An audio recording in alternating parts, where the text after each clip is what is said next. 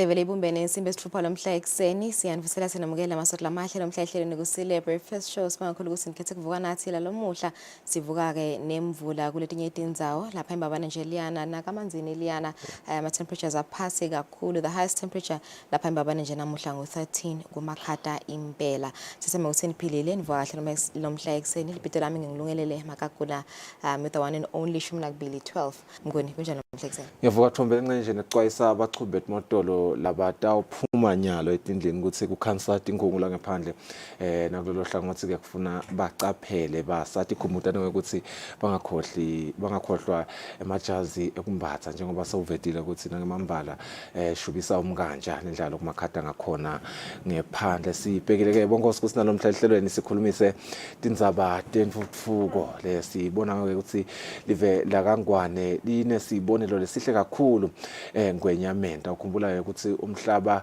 ubhekene nenhlekelele kudla lekhulako lekhuliswa ke imiphumela lehlala njalo nje lefaka ekhathi COVID-19 kungcubutana lokuhlomile emawoz la khona lapha emhlabeni kanye ke netinhlelo tekulima letingasebenzi kahle silo semhlaba inkosi Mswati wesithathu setfuleke isimemo lesinesibinzi leso ke lesingangabateki isimemo sekuthatha sinyathelo enkundleni yekudla emhlaba eRoma eWorld Food Forum ngonyama enxuse emave emhlaba ekuthenini akabambe ezivinini sankwe kusombulula le nsaya noma ke letinsaya letibhekene nemave emhlaba unxuse ke baholi bemave ekuthenini bacabange kabusha ngetinhlelo letichubeka tishiya tigits tebantfu ngemuva ikakhulu kati eAfrika kepha ke ngale kwalenhlekelele lesheshako ngonyama iphindze yatsinza umbono lobandi sakhiwa nchandi lesitsingekako sekugcina kukhula kubambisana ke lokudzingekako ekuqiniseni kanye netinqubo mgomo letifanele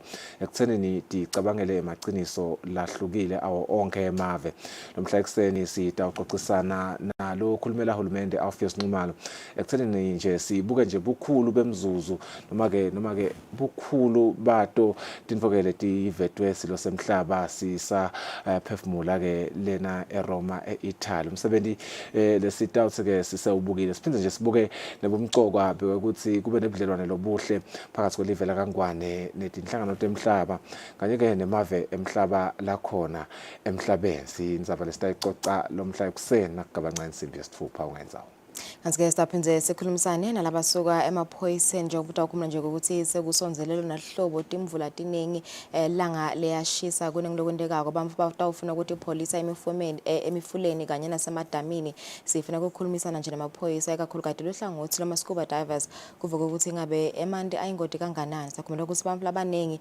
baya basebenzisa amanti kuyowasha baya emifuleni bayowasha baya emadamini bayowasha imoto tabo kanti labanye ke batikhanza bachuba inkhani bandlule ema bridges la sagcwele emanti sifuna ukuxoxisana nawo ama scuba divers kuvuka ukuthi ngabe vele ema cases noma ke imibiko labayitfolako yabantu lokhanze ukuthi sabamitile ebanganani sabe sikhulumisana nabo ngani Dlamini kanye naPhethile Ndlela kanti ke siphindze sikhulumisane ngato tindzaba the snake bite antivenom shortage lebikiwe inhlangano kamhlaba neTempile WHO ibikileke ukuthi ngenyanga yenyoni kokombiko ukuthi live le South Africa lishodelwa iantivenom livekele South Africa ngelokuphela lapha eAfrica lelikhicita lomjovo kanti ke uma ngabe lona liyashodelwa maningi emave latawuba senkingeni bekufaka ekhathini live leSwatini sizabe sixoxisana nazakhele Dlamini wenhlangano yeAntivenom Foundation lapha eSwatini kuve ukuthi sekuselele kanani iantivenom ekakhulu kade njengoba sikhathi setinyoka nato setisonzele sifuna ukuvena ukuthi ingabe linganani linani labantu labalunywa tinyoka lapha eSwatini bangatiphaphisa kanjani yini kumele siyicaphele kakhulu kati emabaleni ethu sabe sinaye lo mhlanga 7:30 ungayenzayo kumanje sibuke nathi lethamba embili baphephandzaba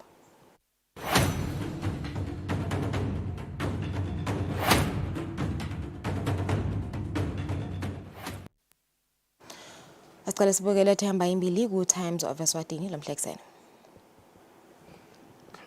Anzukule leti hamba embili Bacet's bid to eat KFC Nando's pizza has been dismissed. Ex-MP will now eat porridge, soup, cabbage, emasi, among other foods dished in prison. 145 inmates on special diet at Matapa Correctional Facility. How one qualifies. Ungafunza kabanti ku page 2. Kanti kuletinye lethamba embili King proposes 7-point Nkwe food crisis solution. Ingonyama ke i7 la se Italy lapho khona ingenele umhlangano i-World Food Forum. Kuletinye nethamba imbili health crisis, nurses to march and petition the Prime Minister and ministers. Kuletinye nethamba imbili grants paid, food delivered to schools, and this is according to the minister. And in other news, MPs want 60th constituency for persons with disabilities. Siqhubekela embili sibukade emidlalo Times of Eswatini lo muhla kungolesibili indzaba lenkulu ke kunato tonke ngiyo indzaba ex Sundowns pro who has left us. Dark cloud envelops football as ex-Sundowns pro dies. Late Muzi Matsenjwa is behind the Kelwane attack for Mbabane Swallows. A lot of fans had something to say on Facebook over his passing. Siyaba lilela ke be football fraternity yonke ikakhulu be Sundowns. Klinye indzaba leSwati conquers US Marathon. Bheki Sithole from the Golden Foot Running Club shared his passion for running and dedicated 40,000 emalangeni to support his love for the sport. On another news, AFCON dream up in smoke as Sihlangu's dream of reaching the AFCON finals has been shattered following a crushing 3-0 defeat by Mozambique last night. Guardiola is England's dream candidate is our last story. Nasicubekela ku-Eswatini Observer lethamba imbili King proposes 7-point food crisis solution, says global hunger is high and must be addressed. Tells the world Nkwe is now central to addressing significant aspirations.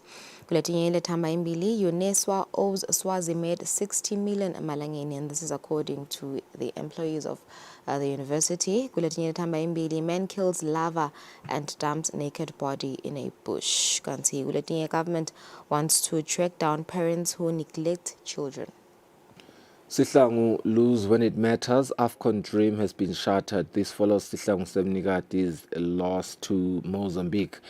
The score was 3-0. Another story, former Denver pro Muzi passes on. The cruel hands of death have struck the country's football corridors once again. On another story, Nyawo keeps Bull waiting as he goes AWOL, and Lactalis Eswatini increases sponsorship. Birds take on Mamba on Saturday. On a big story, after a short break, the Premier League will be in full swing this weekend with an exciting double-header at Mavuso Sports Centre on Saturday. 8 minutes after 6 neto, but I'm imbili guma pepanzaba stawasisal kefu spene tinzaba.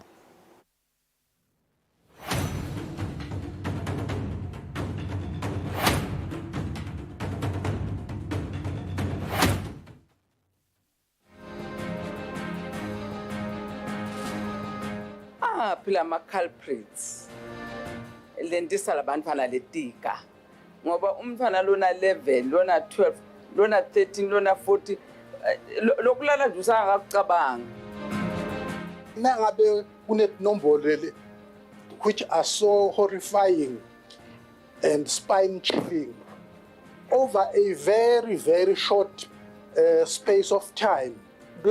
Labantwana bavikelekile yini? Indzaba ithi bantwana solo bayakhulelwa. Then the thing is what must be done now. Ngeke sihlale mengameli sigoce etandla sithi ngoba umntwana akakafanele kulala. Sidabe siyathi mislead mengameli nasiyibuka from that approach.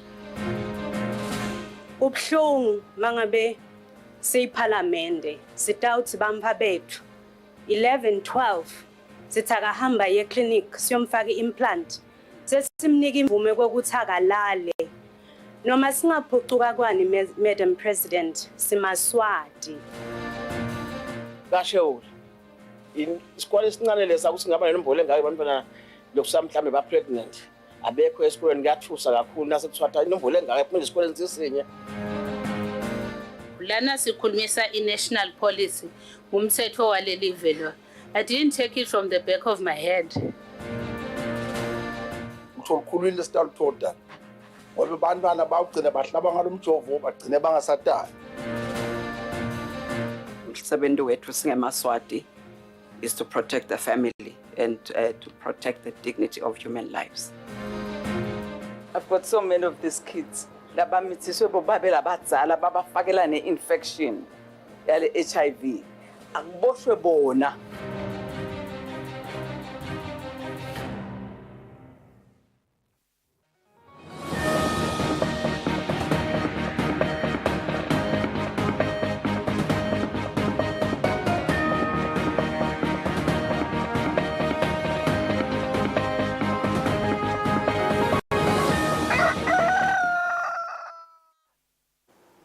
Asibenze sinimukele sikuvusele nawo losanza kusivulela nati tindzaba.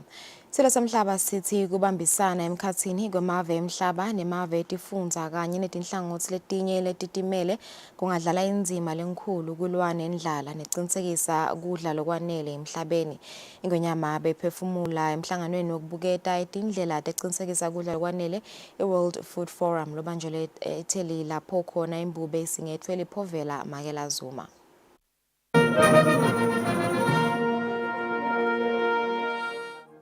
Silo semhlaba sifike ecathatha inhloko ofisi yenhlangano yetekulima netekudla yakamhlaba kuyawungenela umhlangano we-World Food Forum. Inkonyama beyisingethwe liphovela Makela Zuma.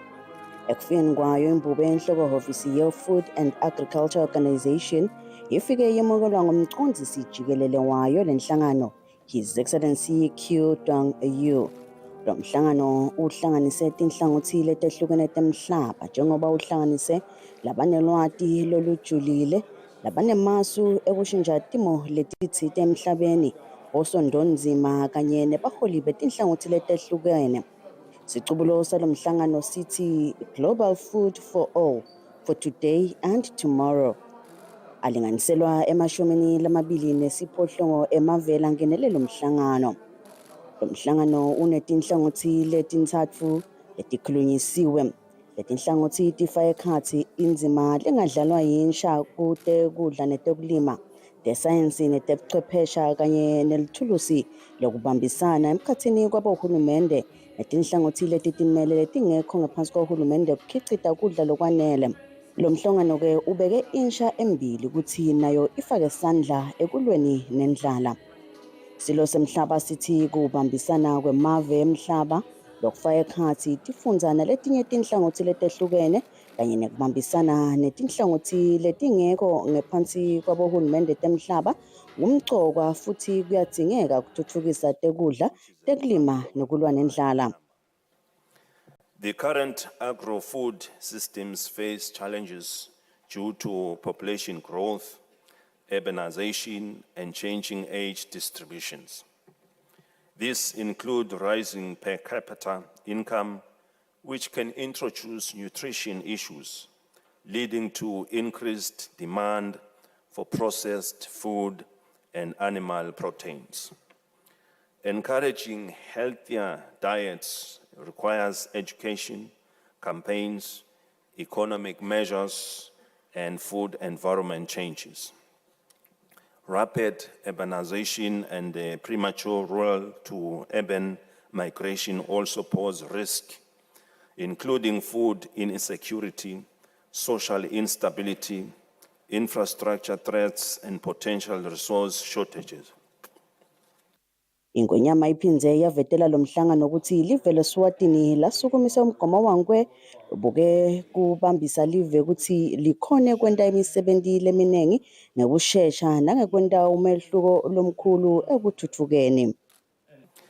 This approach is now at the center of how we engage important aspirations and interventions for our people, especially after realizing that we are lagging behind in a number of SDG goals.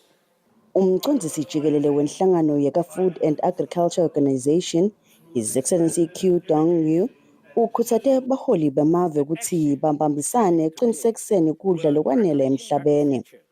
This year's theme, Good Food for All, for today and tomorrow, reflects the core of FAO's mission and brings together the importance of four betters: better production, better nutrition, a better environment, a better life, leaving no one behind.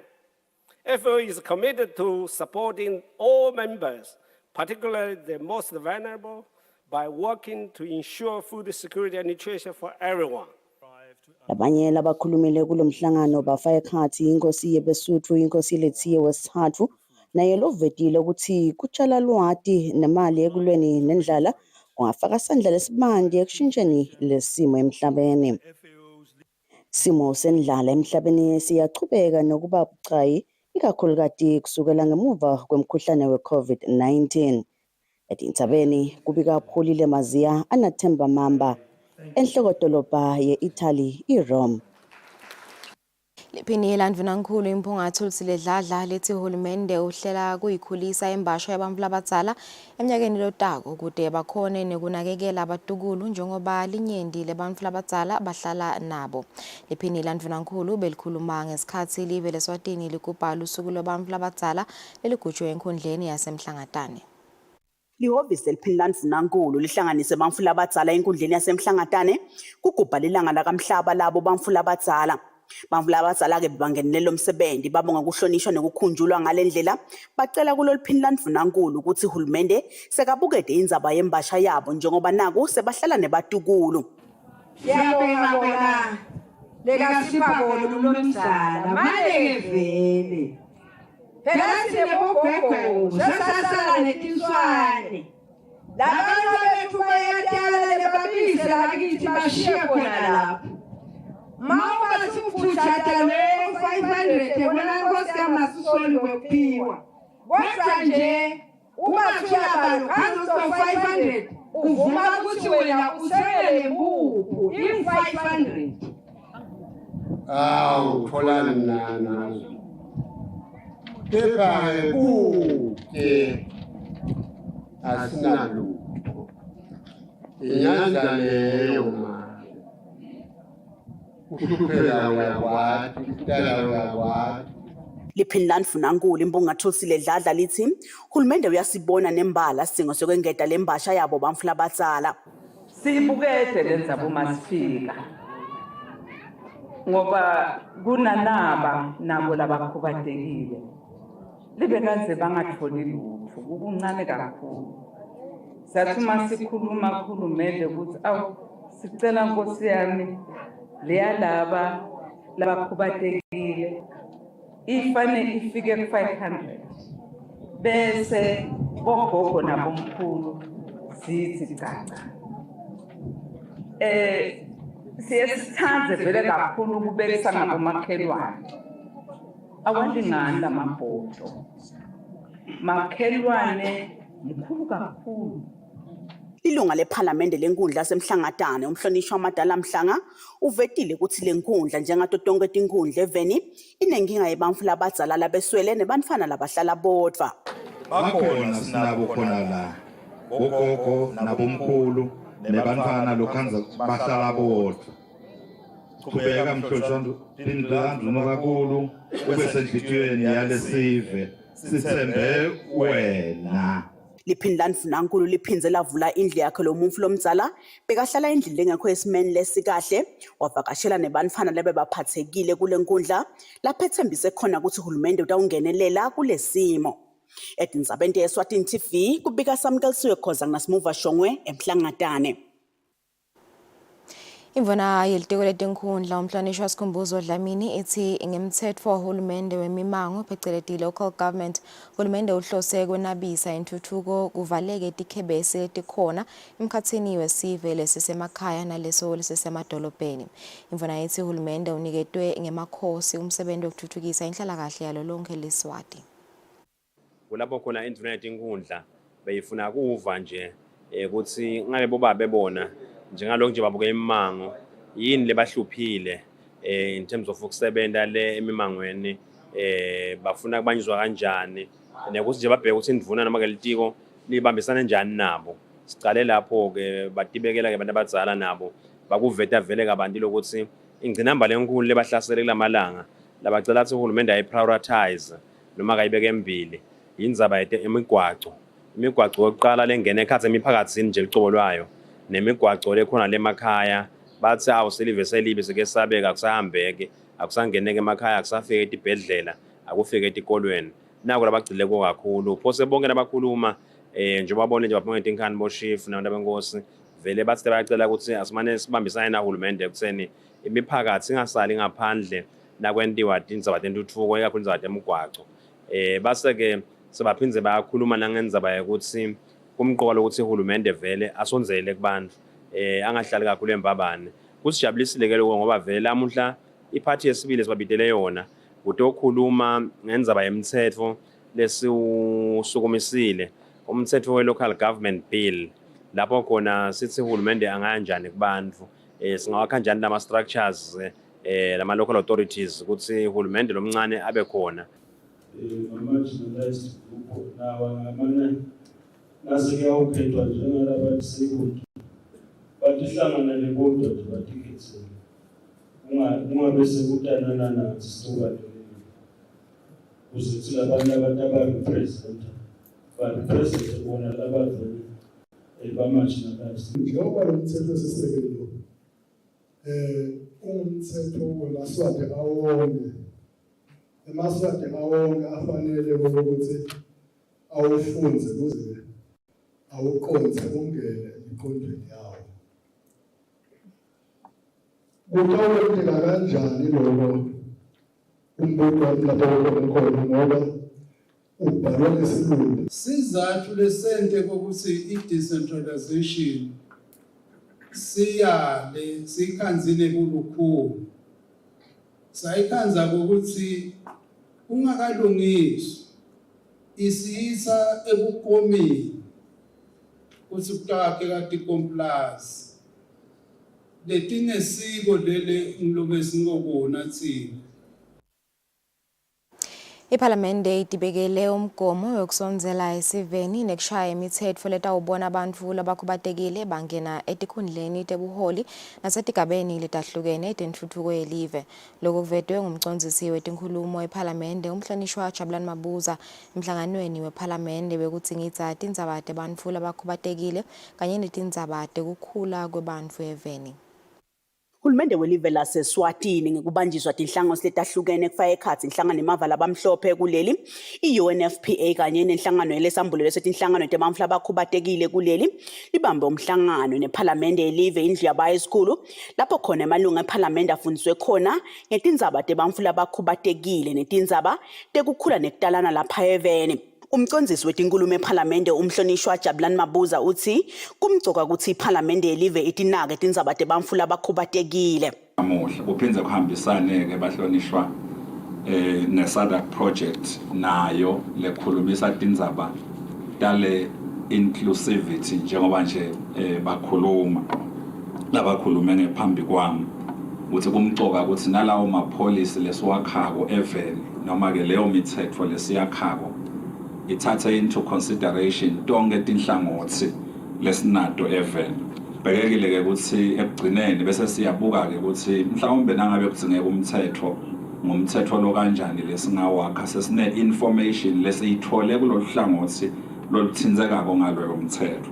Lobukelo office la ka-UNFPA kuleli Margaret Twala uthi tisekhona tikhebese endzabeni yemithetho lephathelene nebantfu labakhubatekile kuleli. Ne-action plan le-operationalize i-Disability Act lesisekele sengumhlabuhlangene wayethula make DPM ngaJune i-costed ukhanza silama programs lafakwe lapho abese ababede le mali ukuthi implementeke njengetikolo kufanele tibe responsive ema-health facilities konke nje lesikudingako sibantu nabo bayakudzinga ukhanza sesikhathini esiningi ayibi khona le mali lebuka ukuthi beyond nje umuntu lesingathi mhlambe yena akakakhubateki bona ke ngoba nje kungena eklasini ngiyabekisa labanye ababoni kanti kunedebhisi sithini ngaloko so ukhanza ukuthi kuba nalawo ma-alterations that need to be done kanti imali atikaka-allocatwa. Iphalamende kulo mhlangano ngayo umcondzisi wetinkhulumo khona ephalamende naye emabhalane wephalamende Benedict Xaba bethembisile ukuthi batawusebenta netinhlangothi letahlukene nato tinhlangano tibuke bantfu labakhubatekile lapha eveni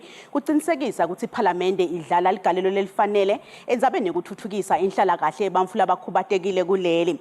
Etindzabeni te-Eswatini TV kubika Samkelisiwe Khoza naThemba Shabangu espeaking.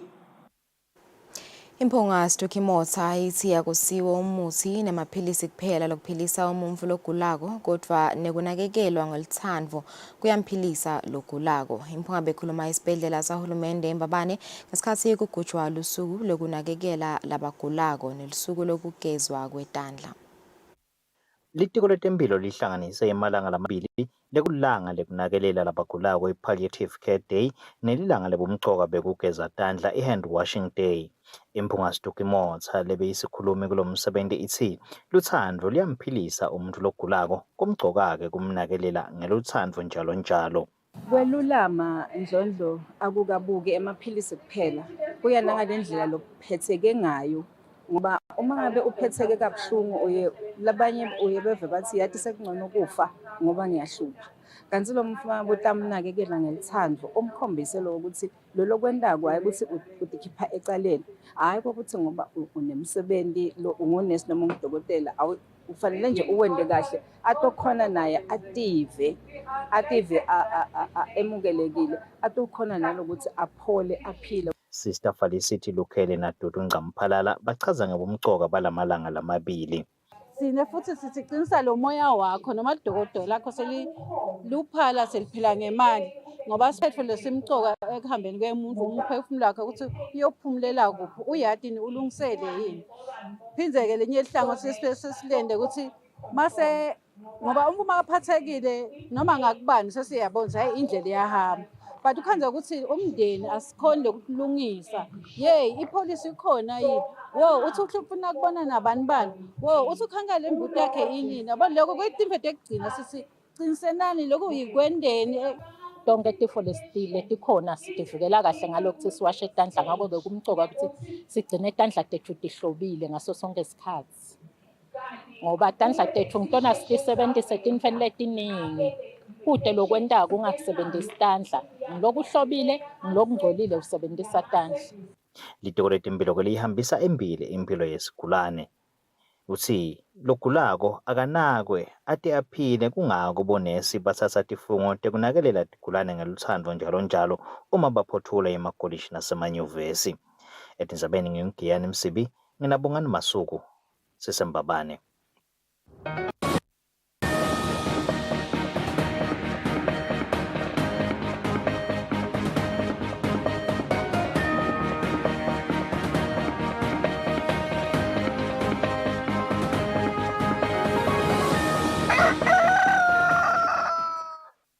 Kudemidlalo usukunyisiwe ngalokusemthethweni umqhudelwano we-resolution run lokubheka ukuthi ubanjwe mhla ka-1 enyangeni yeNdlovana eminyakeni lotako. Inkampani ye-Lactalis yesekele lo mqhudelwano ngemali lenganga 80,000 emalangeni.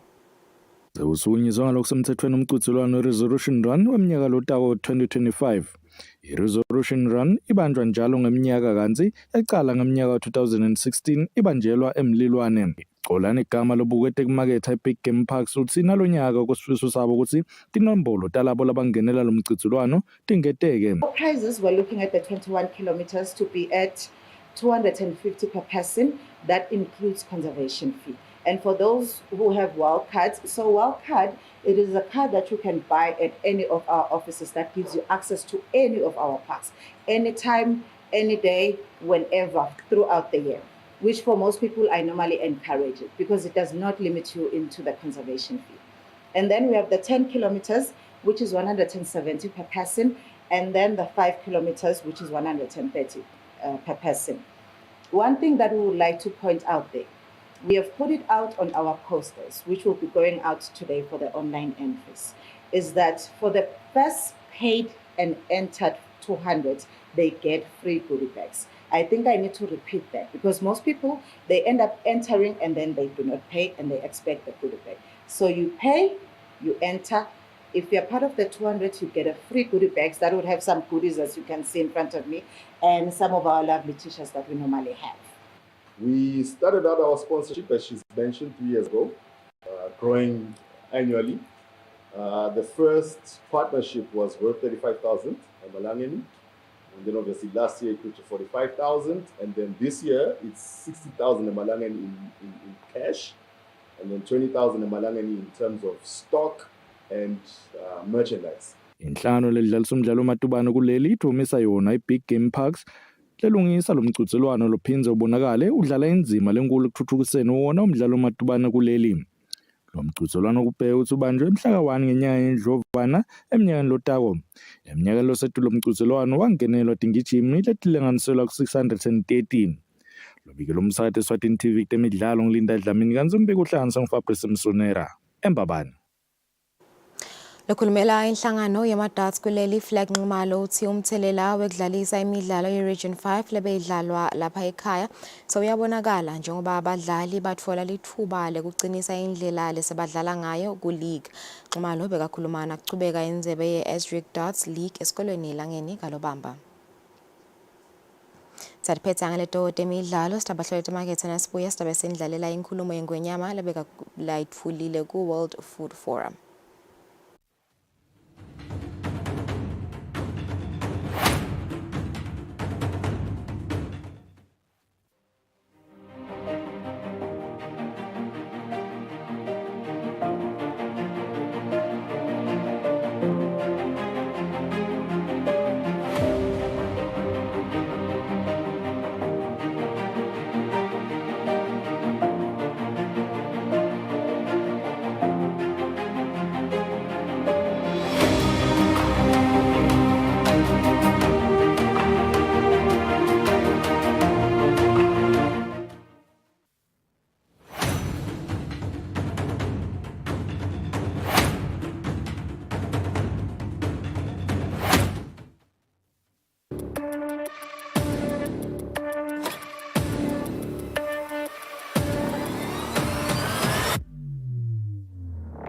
Ujala masada mahle kunathi lesa. Sabatandi ukuthi njengalokho sifile sive sikhulume.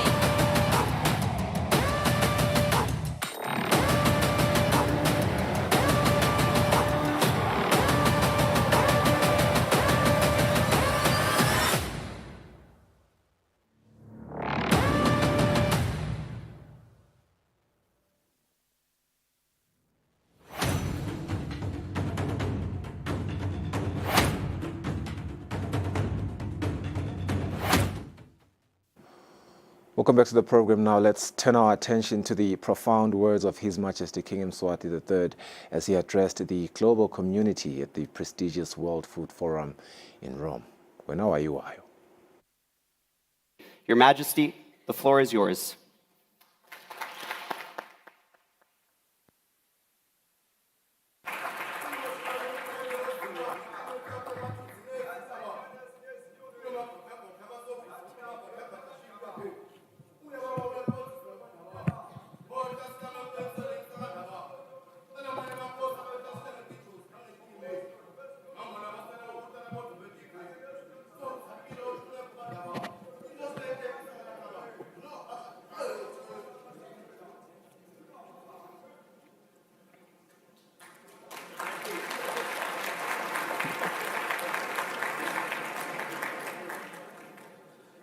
Your Majesty, King Letsia of the Kingdom of Lesotho, Your Excellency, President of Liberia, the Prime Minister of Bhutan, the Director General of Food and Agriculture Organization, the Director General of WTO, ministers, distinguished ladies and gentlemen. It is my honor to address this gathering of the World Food Forum here in Rome, Italy, held under the theme Good Food for All Today and Tomorrow. May we thank the Director General of FAO for convening such a forum, as well as providing the excellent facilities that have been placed at our disposals. As we gather here in this forum, we urge all countries to work together towards becoming self-sufficient in food production for the benefit of their citizens. Where there is surplus, we should encourage exports to needy countries of the world, particularly developing countries that may not have the financial resources to become self-sufficient. We take this opportunity to praise countries that have formalized trade agreements, that have structured preferential rates to promote exchange of agricultural goods. These have helped countries grow their food industries and channel the profits of develop other national needs that would not have been attainable. As we are well aware, our countries have different soil composition which requires the sharing of experts and scientists to determine the most suitable crops. This will enhance diversity of produce that can be shared or exchanged amongst each other for the benefit of all our peoples. As we look at developing our food products, this will not be possible without the enabling infrastructure, such as roads, warehouse, and ICT, to mention a few.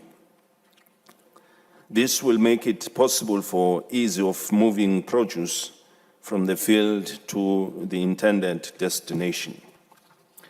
As we look at the state of food insecurity in the world, it shows a clear indication of how our agro-food systems are producing unsatisfactory outcomes for our people, particularly in Africa.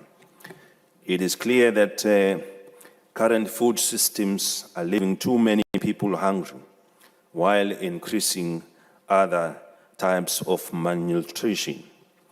The 2024 report on the state of food security and nutrition in the world reveals a significant increase in global hunger due to COVID-19, affecting 9.1% of the population in 2023 compared to the 7.5% in 2019. This is about 152 million people, more people than in 2019. And Africa has the largest population facing hunger at 20.4%, which is a remarkable high number. The current agro-food systems face challenges due to population growth, urbanization, and changing age distributions.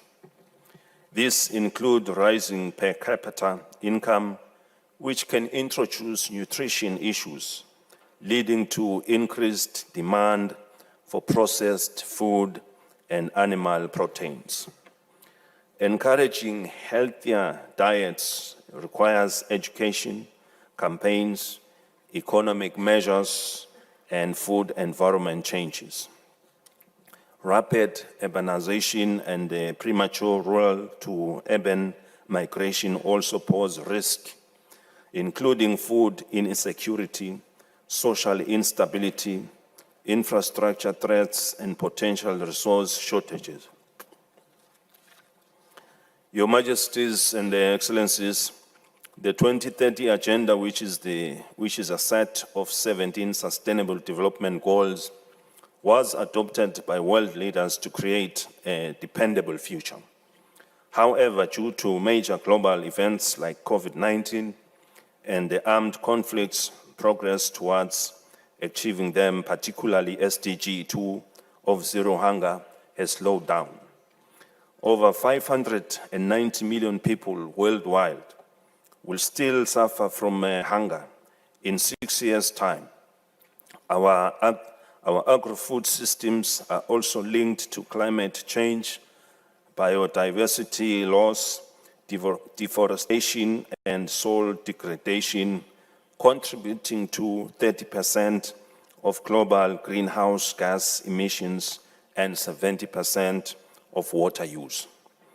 The implication is that we need to take action today for the agro-food systems of today, but also of tomorrow. In an integrated policy approach is needed to achieve the SDGs, navigating synergies and trade-offs. Too much is at stake, and transformation is a matter of utmost agency. We do applaud the UN and the member states for identifying and elevating the discourse around transformative entry points or key transactions that can have multiplier effects across the SDGs. However, more still needs to be done, particularly in making things happen on the ground. In the Kingdom of Eswatini, we've deliberately initiated a national call named Ngwe, meaning fast action now. This approach is now at the center of how we engage important aspirations and interventions for our people, especially after realizing that we are lagging behind in a number of SDG goals. We wish to share some practical approaches and recommendations which would like this forum to consider. These can be adopted and customized for agro-food systems transformations in many contexts. These include the following: transforming agro-food systems to become resilient and inclusive, involving government intervention to ease business costs, reduce overregulation that discourages small, medium-scale enterprises formalization. 2, promoting healthy eating by pushing for diversity, fresh food, resilient crops, local production, and limited consumption of processed foods. 3, promoting generative agriculture, a system that, amongst other things, supports biodiversity, enriches soils, improves watersheds, increases carbon capture, contributes to global warming reversal, and fostering a regenerative life cycle. 4, switching to resilient, sustainable, and inclusive food systems, especially for low-resourced communities. Instruments and incentives to facilitate this include smart subsidies, structured incentive frameworks, and smallholder inclusive financial instruments. 5, climate finance presents an opportunity to transform food systems and make them more sustainable, especially if blended with public-private sector and development partner finances. 6, support deployment of green technologies, which include conservation agriculture techniques, integrated farming approaches, tunnel production, shed netting, plastic mulching, vertical production, solar-powered systems for water and processing, as well as a drip irrigation system, to mention but a few.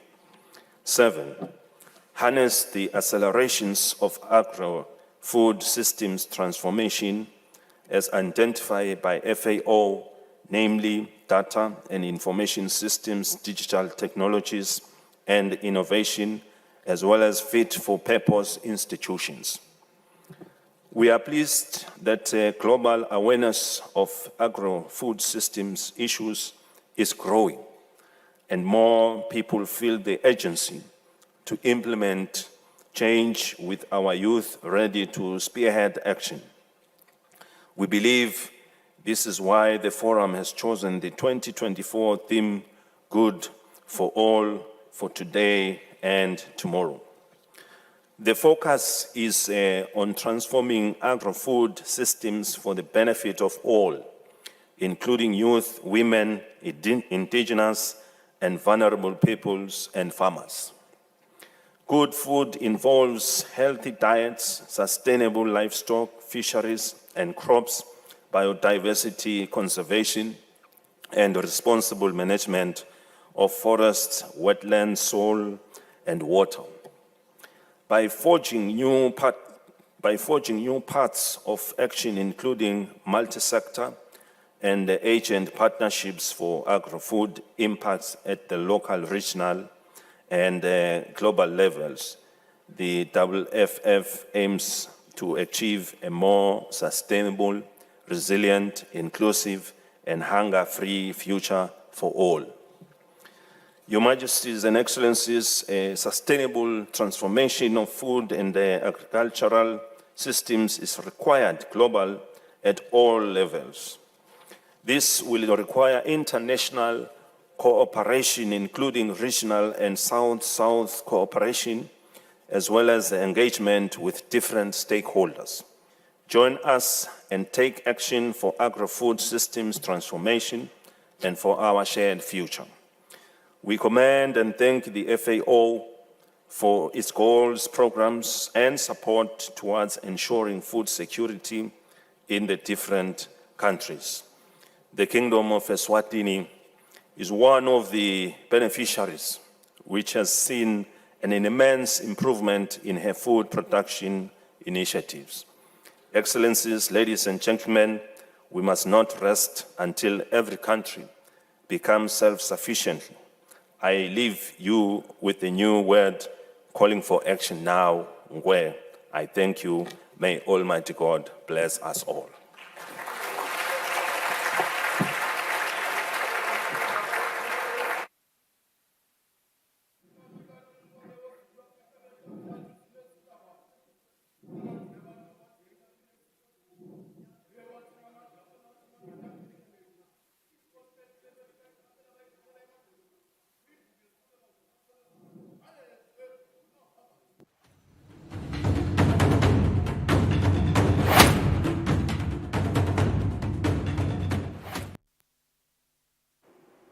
Well, that was the powerfully articulated visionary speech by His Majesty King Mswati III. And joining us now via Zoom is government spokesperson Ophius Nxumalo, who is going to break down some of the salient points of His Majesty's address, as well as discuss Eswatini's role in driving food security, attracting foreign investment, as well as strengthening international alliances.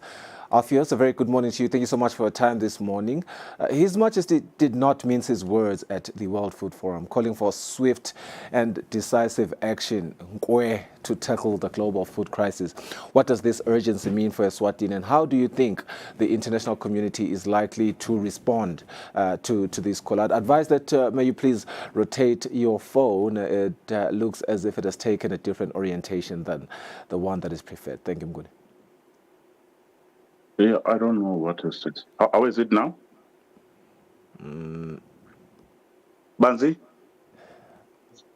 I could just put it on portrait mode, Mguni. It's all right. Maybe let us not rotate. Let's just put it on its normal position. It's going to be all right. All right. Otherwise, Ophius Nxumalo is joining us this morning to react to His Majesty King Mswati III's visionary speech at the World Food Forum. There we go, Mguni. Please go ahead. Yeah, thank you so much, Mguni, and to viewers of Eswatini TV Breakfast Show. It's a poignant speech indeed, and His Majesty has really lived up to his usual element of being very clear, very straight on what he wants to project on international forums. This is not for the first time, and his new version of the agency in terms of developing systems to secure food independence of countries, adding on top of it all with the word Nkwe, which we now understand very well in our context, because he has commanded on several occasions about it. And when you look at the government policy which have been delivered to the nation very recently by His Excellency, the Prime Minister, Russell Miso Dlamini, you could see that the King's vision does not only focus on Eswatini. And I am sure that the speech is going to receive a positive reception from a lot of the participants and his colleagues in this forum. Absolutely. In terms of localizing global solutions, one of the standout points in his speech was the call for solutions tailored to local contexts, recognizing that one-size-fits-all approaches are not going to work. How is Eswatini planning to adapt these global solutions to ensure our agri-food systems are both resilient and inclusive? And it is very important. In fact, that should be the cardinal principle across all sectors of life. Because you could even see from politics people do try to cut one jacket with the view or with the belief that it will fit all sizes. But the real life experience have showed us and demonstrated on a number of occasions that the best solutions are those that are homegrown. The best solutions are those that are canvassed by the people, the affected parties themselves. Then they can then measure those with the international expertise that is provided by such organizations as the one International Food Forum, which His Majesty is in attendance to right now. And those expertise are working very well when they are integrated with the solutions that have been developed within our own countries. For instance, if you look at the government policy when it comes to agriculture, it does state very clear that it is not only because of what His Majesty have alluded to when he pointed out loud and clear that even the soil texture of our countries are different, but also climate change does affect us in different ways and in different manners. So this doesn't call for a straight cut jacket. So we just hope that local solutions will find synergies with the international expertise and their solutions so that at the end of the day, we all reap the benefits of all the policies and the interventions that are being proposed from this international forum. Yeah, amongst the salient points by His Majesty is infrastructure as a catalyst. Now, he linked food security to critical infrastructure like roads, warehouses, as well as ICT. How do we, as Eswatini, ensure that we have the enabling infrastructure to not only boost local production, but to also compete on a global scale? That is very true, Nguni.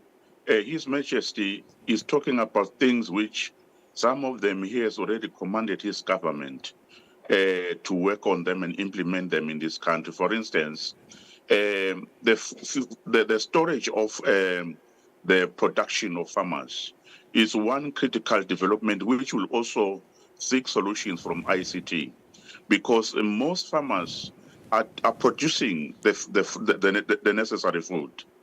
But the challenge comes when now we are talking of storing the food. Food gets wasted, it gets rotten between harvesting and the consumers. So that is where government must come in with a strategic plan as to how that will be mitigated against. In terms of fast-tracking the penetration of market, you will recall, Mgun, that His Majesty have already commanded the government to look for the opportunity to secure a cargo plane at Skupe Airport, so that when a Maswati harvests their fruits, harvests their food, and it can be quickly taken to regional and international markets without waste. And I'm sure the Minister of Works is already looking at the logistics of how to secure that cargo in order to ensure that the Maswati reap maximum benefits from their agricultural activities. Yeah, and as we speak, moving into other countries, perhaps let's juxtapose that and look into foreign direct investment and international relations. We do acknowledge that in these times of crisis, His Majesty has been very, very active on the global stage. Perhaps one wants to understand how vital these international trips are, like the one to the World Food Forum, in attracting foreign direct investment, and how do they contribute to maintaining amicable relations that can benefit Eswatini economically? Thank you very much, Mgun. Diplomacy is done through words, and it is only words that you project, and it persuades partners and people to think their strategies of partnering and working with you. So His Majesty have got a broad understanding of how international relations and how multilateral diplomacy functions and work. And he is tapping into those opportunities. And those opportunities are only able to cooperate with you if you engage with them. So these international trips becomes very critical, because His Majesty does not only present himself, and he also have what we call in the diplomacy sideline meetings. That's where he meet serious and interested international business people who want to come into Eswatini to invest their money in agriculture and in many other sectors. So more than just being a meeting of where head of states appear on the stage presenting their positions on certain issues, is most of the work is done on the sidelines. That's where diplomatic touch, diplomatic engagement, and a lot of business initiatives are canvassed and are taken.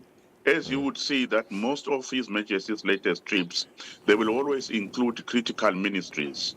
That is the Ministry of Commerce and the Ministry of ICT, which are basically central in all the rest of the other ministries in terms of selling the Eswatini agenda to the international community. So we are very happy as government to for the enthusiasm of His Majesty when he is attending this international engagement, because it even makes easier for government thereafter to make a follow-up and to secure business deals, because His Majesty have already cut the soil in those virgin lands.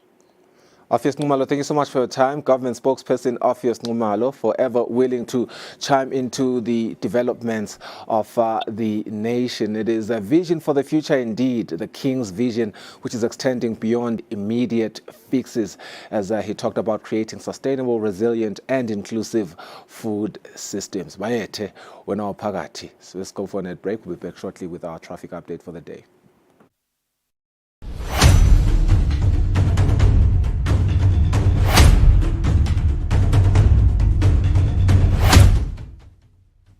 Meet Tando. She's taking control of her health with the PrEP ring. The PrEP ring is a small, flexible silicone ring that you insert into your private parts once a month. It releases medication that helps prevent HIV. It's discreet, convenient, and fits seamlessly into your life. With the PrEP ring, you can reduce your risk of HIV infection and focus on what matters most. Empower yourself with the PrEP ring, your monthly shield against HIV. Worried about side effects?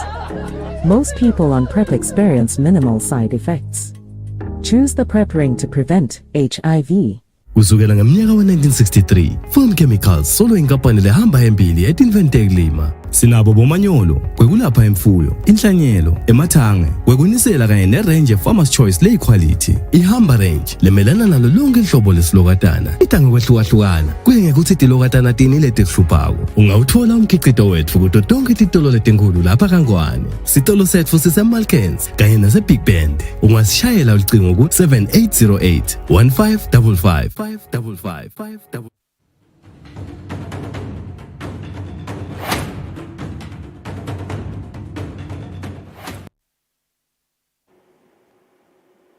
Ngosihlehla siphinde sinamukele ehlelweni Kusile Breakfast Show nalomuhla noSipho utasipha traffic update nalomhla ekuseni. Sikubusele ngabe lomuhla simo semgwaqo sikanjani? Ngubusele ngaba yenkhosini. Simo semgwaqo namhla sesihlolile. Siyabonakala ukuthi etindzaweni letinye ne-even Eswatini liyana imigwaqo yethu imandi lithi lina nje etindzaweni letiphakeme kuyabonakala ukuthi tikhona tinkhungu eMbabane, eNkhaba, kaHlathe, Steki naseMangayane.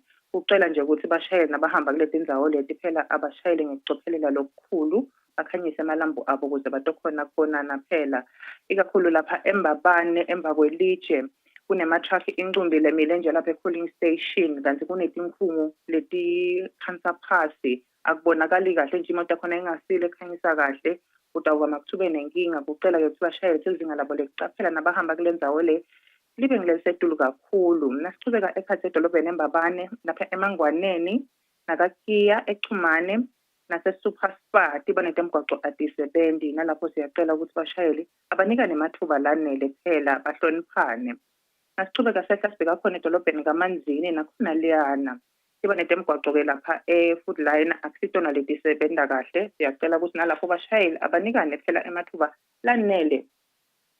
Nasichubeka thatha umgwaqo lobheka khona esiphofaneni uyahambe komgwaqo maneliyana kuyashelela. Njengoba nje sinaka ukuthi kunetikolo aceleni kwemgwaqo, siyacela kuyo ukuthi phela bashayele ngekucophelela basahamba kule totiganga leto-ke. Lokunye lesicela ukuthi bakunake ukuthi bantwana abangathelwa phela naso sive lesihamba ngetinyawo ngemandi. sisaya etindaweni letehlukene. Siyacela nje ukuthi akube nekuhloniphana kule langa lanamhla lokukhulu. Bamane bafike bomile phela baphinde baphilile esikolweni. Nasithatha umgwaqo lobheka khona endasi esidokotho nakhona uyahambeka.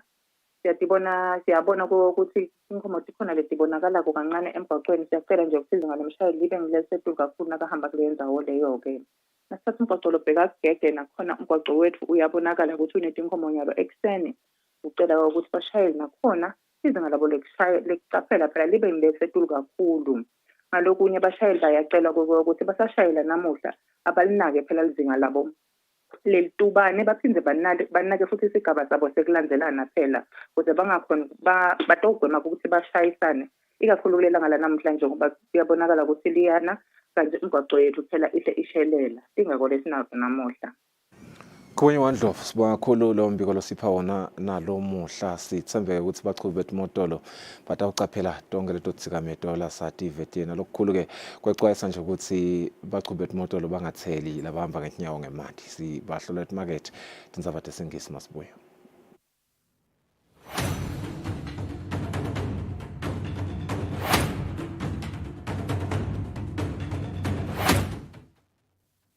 Be sure to catch Business Watch every Wednesday between 2 p.m. to 3 p.m.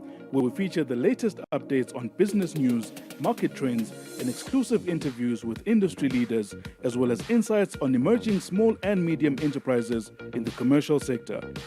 Business Watch, your business leader.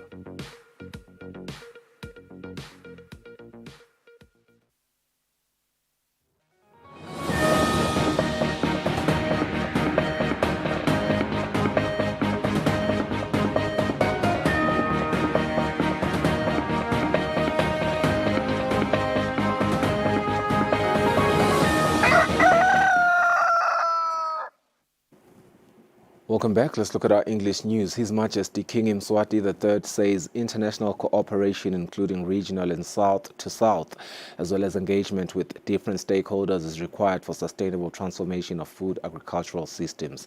His Majesty was addressing the World Food Forum that is held in Italy, where His Majesty is accompanied by Lipovela Magela-Zuma.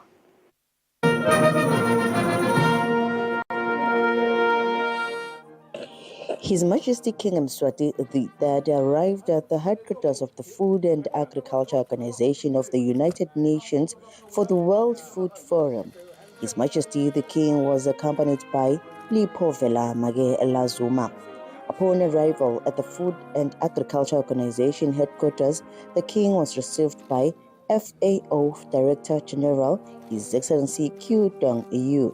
The forum brought together world experts and passionate change makers and visionary leaders of all ages. The theme is Global Food for All, for today and tomorrow. There are about 28 countries that have attended this forum. The forum is organized around 3 pillars named Global Youth Action, Science and Innovation, and Hand-in-Hand Investment. The forum has also put the youth at the forefront in efforts to tackle hunger. His Majesty King Mswati III says international cooperation, including regional and south-to-south cooperation, as well as engagement with different stakeholders, is required for sustainable transformation of food and agricultural systems. The current agro-food systems face challenges due to population growth, urbanization, and changing age distributions. These include rising per capita income, which can introduce nutrition issues, leading to increased demand for processed food and animal proteins. Encouraging healthier diets requires education, campaigns, economic measures, and food environment changes. Rapid urbanization and premature rural to urban migration also pose risk, including food insecurity, social instability, infrastructure threats, and potential resource shortages. The King and Ingonyama also revealed to the forum that the Kingdom of Eswatini has deliberately initiated a national call named Ngwe meaning fast action now to engage important aspirations and interventions for Eswatini.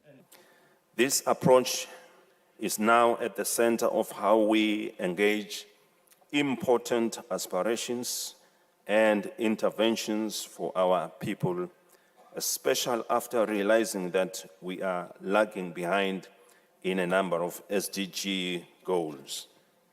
The Director General of the Food Agriculture Organization, His Excellency Q Dong-yu, called upon world leaders to work together and ensure food security for all people. This year's theme, Good Food for All, for today and tomorrow, reflects the core of FAO's mission and brings together the importance of four betters: better production, better nutrition, a better environment, a better life, leaving no one behind. FAO is committed to supporting all members, particularly the most vulnerable, by working to ensure food security and nutrition for everyone. Other speakers during the forum include the Basotho King, His Majesty King Letsie III, who revealed that he believes that investment in transformation of food security may be helpful in changing the current hunger situation. Global food insecurity remains much higher than pre-COVID-19 pandemic levels. On the news, I'm Polile Mazia with Temba Mamba in Rome, Italy. The Deputy Prime Minister, Senator Kusile says government is working on the review and an increment of the elderly grant. The Deputy Prime Minister was speaking during the commemoration of the International Elderly Day held at Mhlangatane in Nkundla. The Kingdom of Eswatini, through the Deputy Prime Minister's office, celebrated International Elderly Day at Mhlangatane in Nkundla on Monday, where the senior citizens pray for the review of the elderly grant.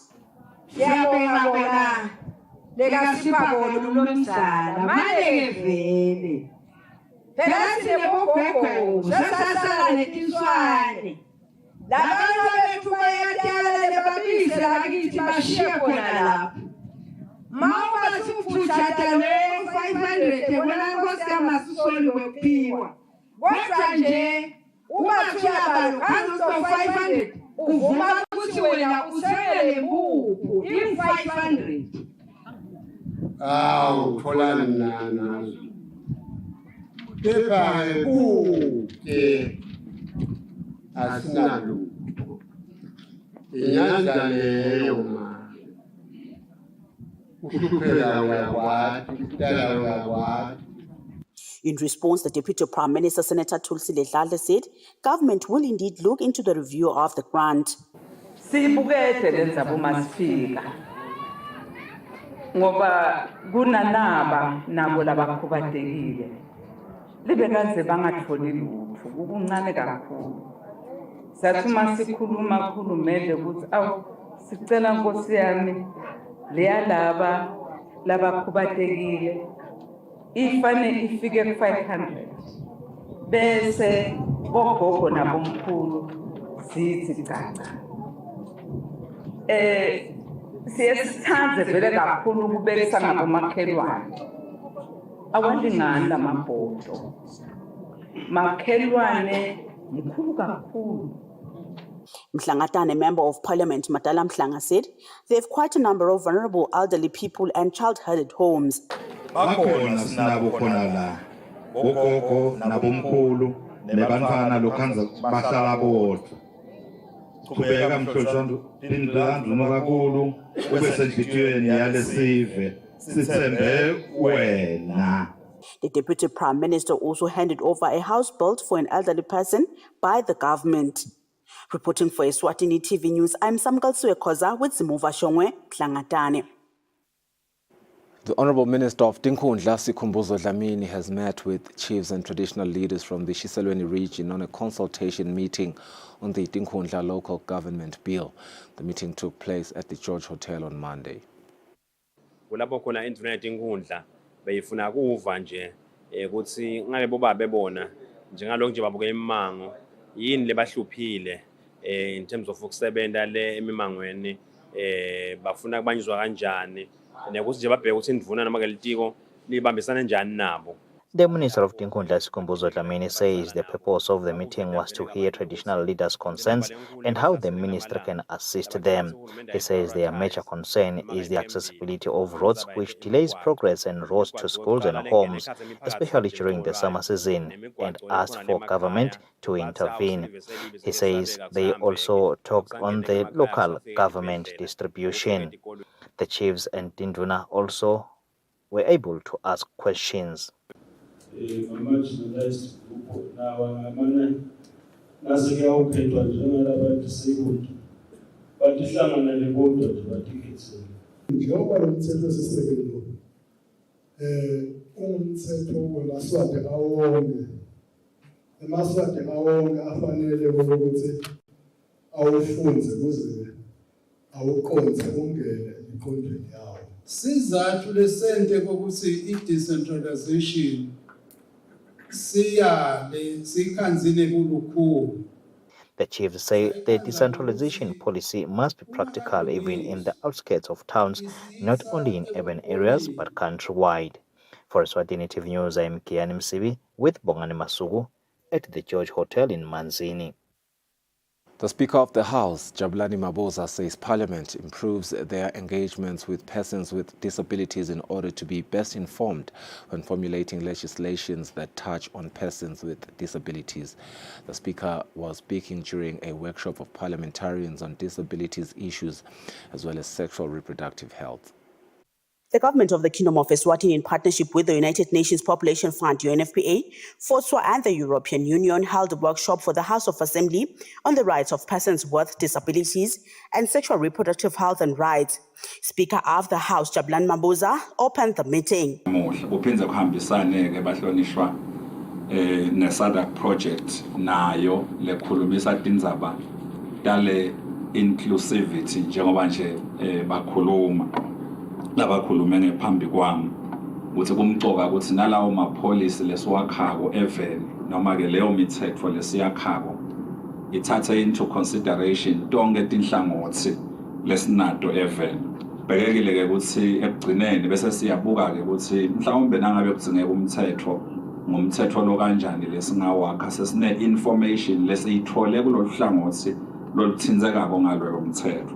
UNFPA Eswatini Head of Office Margaret Twala spoke on needed additional legislations. Ne-action plan le-operationalize i-Disability Act lesisekele singumhlabuhlangene wayethula make DPM ngaJune i-costed ukhanza silama programs lafakwe lapho abese ababedele mali ukuthi implementeke njengetikolo kufanele be responsive ema-health facilities konke nje lesikudingako sibantu nabo bayakudinga ukhanza sesikhathini esiningi ayibi khona le mali lebuka ukuthi beyond nje umuntu lesingathi mhlambe yena akakakhubateki bona ke ngoba nje kungena eclassini ngiyabekisa labanye ababoni kanti kunedebisi sithini ngaloko so ukhanza ukuthi kuba nalawo ma-alterations that need to be done kanti imali atikaka-allocatwa. The Parliament of the Kingdom of Eswatini, through the Speaker of the House and Clerk to Parliament, Benedict Xaba, vowed that the Parliament will establish and help formulate policies that will speak to the welfare of persons with disabilities. Reporting for Eswatini TV News, I'm Samkal Siwekoza with Temba Shabangu, Pigs Pick. Senator Stuki Motsa says love goes a long way in the healing of any patient, as they do not only rely on medication to heal, but love as well. She was the guest speaker at Mbabane Government Hospital during the commemoration of Palliative Care Day and Hand Washing Day. The days were commemorated on Monday. The Minister of Health commemorated 2 days, the Palliative Care Day as well as the Hand Washing Day. Senator Stuki Motsa, who was the guest speaker, says patients do not only need medication to heal, but also need love as well. She says palliative care provided by hospice at home and other institutions, as well as any other person taking care of sick people, love is very important for them to heal. Kwelulama Nzondo akukabuke emaphilisi kuphela kuya nangalendlela lophetheke ngayo ngoba uma ngabe uphetheke kabuhlungu uye labanye uye beve bathi yathi sekungcono kufa ngoba ngiyahlupha kanti lo mfana botamnakekela ngelithando omkhombise lo ukuthi lolo kwendako hayi ukuthi utikhipha ecaleni hayi ukuthi ngoba unemsebenzi lo ungonesi noma ungudokotela ufanele nje uwende kahle atokhona naye ative emukelekile atokhona nalokuthi aphole aphile. Sister Felicity Lukele and Dudu Ngampalala elaborated on the importance of the 2 days. Sine futhi sithi qinisa lo moya wakho noma idokotela lakho seliphala seliphila ngemali ngoba siphethwe lesimcoka ekuhambeni kwemuntu umphefumulo wakhe ukuthi uyophumulela kuphi uyadini ulungisele yini.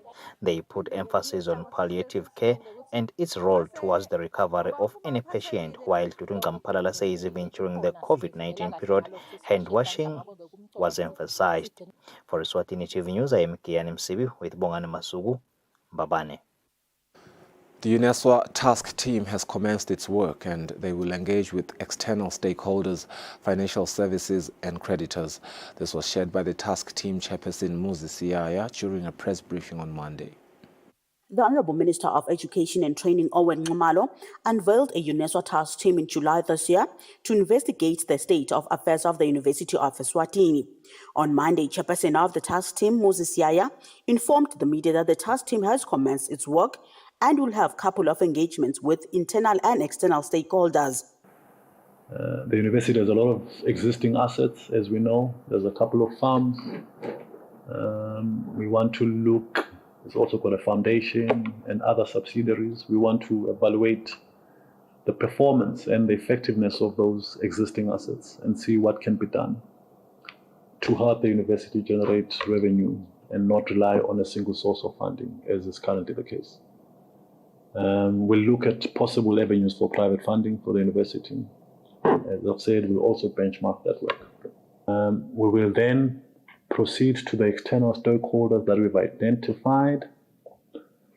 And these are the bankers of the university, the financial institutions that bank the university, to get an understanding of that relationship. What do they see?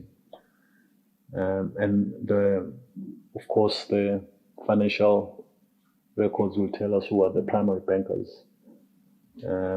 We will then speak to medical aid, Swazimed, as a standalone external stakeholder, primarily because they are one of the institutions that are owed a substantial amount of money by the university. We want to understand what their thinking is, what has led to the accumulation of the debt and what could be done. You know, it's quite evident that the university is heavily indebted. And there could be a need at some point in time to rearrange their debt, depending on our engagements, of course. We will then speak to other creditors. The two we've identified that are important is the Eswatini Water Services Corporation and the Eswatini Electricity Company. Because, again, they are such critical stakeholders. When there's no water, the university cannot function. When there's no electricity, the university cannot function. The task team is working on a budget of 500,000 Malangeni and will table a preliminary report in Parliament in December this year and also engage with the public. Reporting for Eswatini TV News, I'm Samkal Suekoza with Temba Shabangu, Matsapa. Small and medium enterprise holders have been trained on the basics of tapping into the South African markets by the International Trade Center in collaboration with the European Union. Speaking at Sibane Sami Hotel in Ezulwini, the Micro, Small and Medium Enterprise Sustainability Officer Theo Dlamini says in total 25 SME holders are going to be trained in the two-day workshop which started yesterday. Mainly, the training focuses on understanding the dynamics of selling into the South African markets. I mean, we already understand that South Africa has a larger population compared to Eswatini. So we have a market of 60 million people compared to 1.2 million in Eswatini. So that allows you to sell in a larger market. And it's a much diverse market in terms of culture, in terms of the age groups. So the training itself that we have today is capacitating the MSMEs to be able to respond to the needs of that market. And also South Africa has got big game parks. We've got Kruger. It's got many tourist attractions. So it brings in people from around the world Owners of small and medium enterprises narrate why the training is important to them. This training makes us focus on branding on our business. As small businesses, we tend to just create in our own spaces, but we forget to expose ourselves in different spaces. So my business needed this training because the successive programs that I've been involved with through the ITC in support by the European Union and the Eswatini government have basically been to help me improve confidence in my product and the quality of the product and also access markets. According to the Eswatini National Financial Inclusion Strategy 2023-2028, micro, small and medium enterprises are estimated to employ approximately 93,000 people. The latest FinScope MSME survey conducted in 2017 showed that Eswatini's SME sector have high access to financial services, with 69% of MSMEs banked and 76% accessing at least one formal financial service. For Eswatini TV News, Nelson Dlangamandla, Vuminkosi Nzimisa, Ezulwini. The Business Federation of Eswatini is collaborating with Business Eswatini with the aim of uplifting small and medium enterprises in the country. I beg your pardon. Now, the president Kusile says Business Eswatini brings in most of the country's domestic product. Hence, collaboration means more small-scale businesses will have opportunities in big projects. For the longest time, small and medium enterprises have been complaining of being left out in big projects as they are taken by big companies. The Business Federation of Eswatini says it is on a drive to ensure that big businesses work well with small-scale businesses. Cannot shy away from the fact that we have a common mandate to advocate for our constituencies, and big business, we know that it fits to small businesses. And we have to create that relationship, maybe at an organization level, at BE, who has organized business or big business, and at Buffet, who has organized SMEs. In a statement, Business Eswatini's Chief Executive Officer Inathi Dlamini says Business Eswatini sees this potential partnership as a way to amplify the voice of domestic businesses in Eswatini. He says together the two organizations can drive the kind of changes that will improve the overall business environment, foster healthy competition, and ultimately lead to a more prosperous Eswatini. For Eswatini TV News, Nelson Dlangamandla, Vuminkosi Nzimisa, Manzini.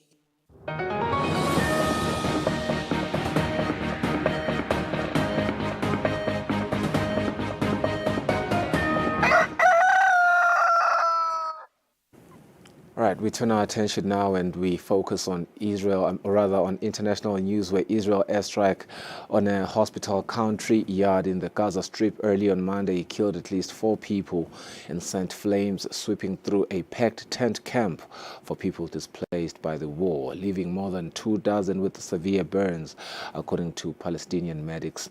Viewer discretion is advised on this story. A woman emerges from the flames of this inferno that has engulfed the backyard of the Al-Aqsa Martyrs Hospital in central Gaza. The desperation is palpable as people here reach for anything they can to put out the blazes. But even as they scramble, explosions continue. The Israeli army says this is its precise strike on Hamas militants that it believes were operating in this compound. It's not clear whether militants were here, but what's sure is the attack sent flames sweeping through a packed tent camp for displaced people, leaving dozens with severe burns and several dead. Similar scenes of carnage were seen in the nearby Nusrat camp on Sunday. Dead body after dead body wheeled into this hospital, victims of Israeli shelling on a school-turned-shelter for displaced people. Several people dead here as well. Israel says it's looking into the incident. Israeli attacks continuing in the skies and on the ground here in northern Gaza. The military has been ramping up its operation launched last week after receiving intelligence that it said showed the presence of terrorists and terror infrastructure in the area of Jabalia. With that, Israel issued new evacuation orders for the 400,000 people that remain in the north, a move that stopped aid organizations from providing necessities. But on Saturday, some relief. The WHO says its operation with the Red Cross had finally managed to resupply Kamal Adwan and Al Sahaba hospitals in northern Gaza and evacuate a few critical patients. We thank the WHO who have alleviated the pressure on Kamal Adwan Hospital by transferring some patients to others within the strip, as well as providing the hospital with the necessary fuel to operate it, which provides services for children. Only 17 of Gaza's 36 hospitals are still partially operational. Doctors Without Borders says the three northernmost facilities in Gaza were recently ordered to evacuate by the Israeli army. The United States is sending a terminal high-altitude area defense battery to Israel, along with United States troops to operate it. Now, the Pentagon made the announcement just hours after Iran warned the United States to keep its military forces out of Israel. Israel is widely believed to be preparing a military response to Iran's October 1st attack, when it fired roughly 180 missiles into Israel. It's regarded as one of the most advanced missile defense systems in the world. The Terminal High Altitude Area Defense System, or THAAD, is said to be the latest addition to Israel's arsenal, courtesy of its top ally, the United States. Why did you decide to give the permission for the THAAD to be deployed in Israel? To defend Israel. Any worries about it? THAAD is made up of at least 6 truck-mounted launchers that can each hold up to 8 interceptors. The system is able to detect incoming attacks with its powerful radar and in turn destroy short, medium and intermediate range ballistic missiles. Along with Israel's Iron Dome and David's Sling, THAAD adds an extra layer of protection for the country as it prepares what it says will be a precise and powerful retaliation for Iran's ballistic missile attack on October 1st. Our attack will be lethal, precise, and above all, surprising. They will not understand what happened and how it happened. They will see the results. October's barrage, as well as Sunday's deadly Hezbollah drone attack on Ben Yamina, exposed some of the weaknesses in Israel's air defenses. Its most well-known shield, the Iron Dome, can only intercept rockets at ranges of between 4 kilometers to 70 kilometers, while THAAD can acquire targets at ranges of up to 200 kilometers. Washington also says it will send approximately 100 soldiers to operate THAAD within Israel. For analysts, the move risks dragging the U.S. into a war it doesn't want to be directly involved in. Iran, for its part, says it does not seek war, but its foreign minister warned that the deployment puts the lives of U.S. troops at risk. As Israel molds a response to Tehran, Washington has warned it against striking Iran's nuclear sites, saying it would be a major escalation.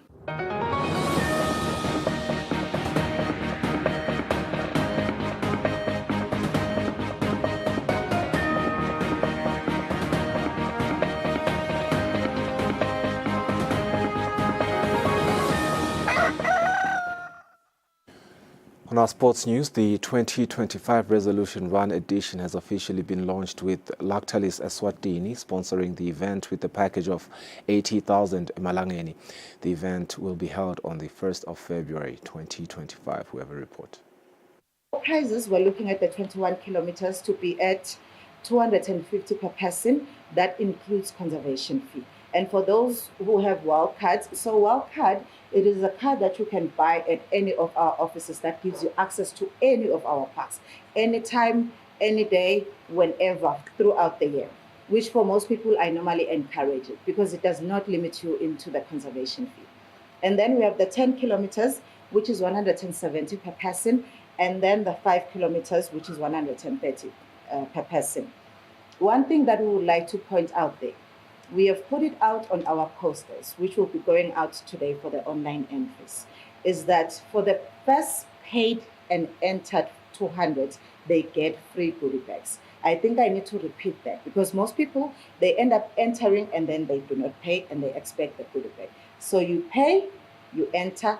If you're part of the 200, you get a free goodie bags that would have some goodies, as you can see in front of me, and some of our lovely t-shirts that we normally have.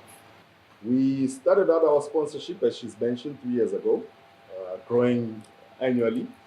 The first partnership was worth 35,000 Malangeni, and then obviously last year it grew to 45,000, and then this year it's 60,000 Malangeni in cash, and then 20,000 Malangeni in terms of stock and merchandise. That marks the end of our news. We will look at today's weather forecast, go for a net break, and we'll return shortly with an interview.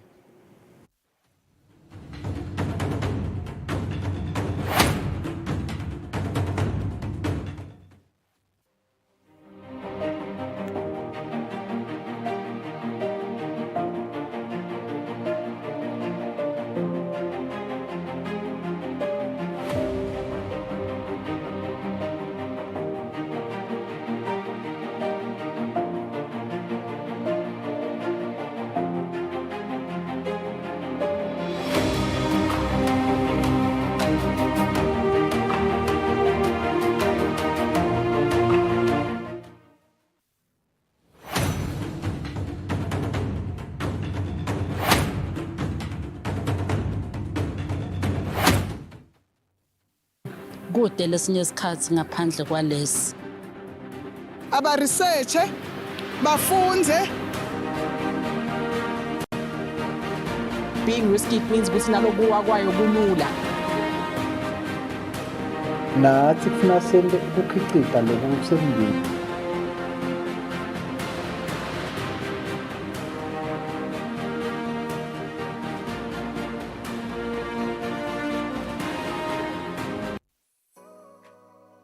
Renewal of TV licenses for 2024 is now open. Here is a quick reminder. A viewer's TV license costs 180 emalangeni per device. Other accessories such as decoders and set-top box cost 50 emalangeni per device. For traders and repairers, TV license costs 300 emalangeni per business area. And now, to pay your TV license, use these following methods. You can use MTN Mobile Money with the number 76222000 or dial *007 *3 *7#. Or you can use Eswatini Imali.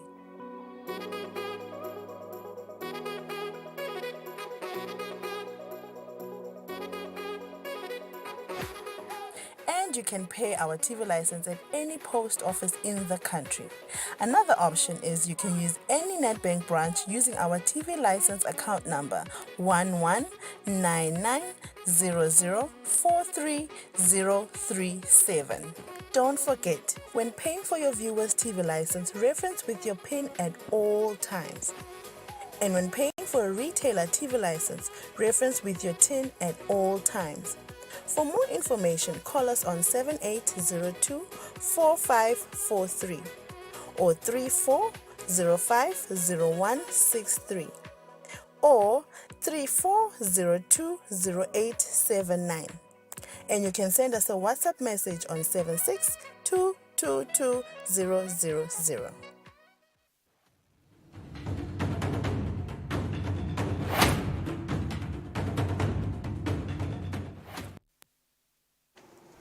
Asize sinivusele sikubukele nalo sanza kuzivulela bezivetile ukuthi sidaba sikhuluma ngema cases abantu abashiya emhlabeni ukuthi bamitile njengoba wadi ukuthi ihlobo seliyasonzela liyashisa liyana imifula kanye nemadamu atawugcwala ngazike kulesikhathi lesi nje bamfula abanengi baye bathi police ngekuthi bayobhukusha labanye basebenzisa yona lemifula ukuwasha kanti labanye bawasha imoto tabo lokubabeka engotini lenkhulu. Sifuna ukukhulumisana ke nesikuba divers amaphoyisa Xwayisa sive ngebungodi nangekuphepha emandini siphinze sive nje nangema cases labawatholako ebantfu labamitako nomcebondlela sesivele sinayo lomhla ekseni uzivetela nje sifomeze ukuthi sithini isimo lapha eveni sabamhla bashiya emhlabeni ngako kumida sikuvusela indlela yasaba ukuthi benasi lomhla ekseni umbiko wamhlahlangene uyavetela ukuthi njalo ngeminyaka emhlabeni wonke bamfu labamitako bangu 236,000 ingabe isimo lapha ekhaya Eswatini sikanjani sibona nje sukela kucala lomnyaka imibiko lenitfolile bamfu bashiya emhlabeni ngokuthi bamitile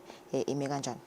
Ngiyabonga kakhulu uThambeni ngingavusela nakuye umbukele ekhaya. Ngiyabonga kakhulu uThambeni ngaleli thuba lokunginika nali vele litulu seliyana selethwese selisho kona ukuthi kithi phezulu kwemkhono salesicala maybe sixwayisa sive samswati ngato tingoti tekulimala emandeni.